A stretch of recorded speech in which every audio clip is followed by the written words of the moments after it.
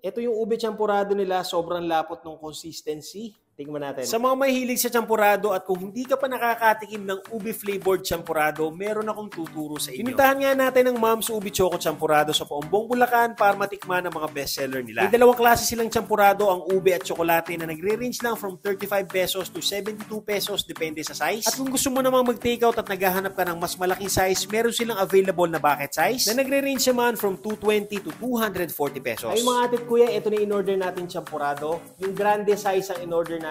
Itong ube cheese champurado ay 72 pesos. At ito namang triple creamy chocolate champurado ay 85 pesos.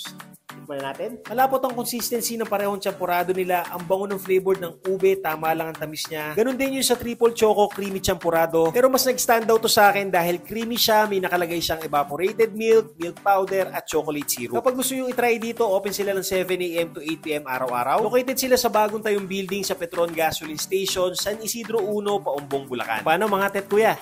Kain tayo!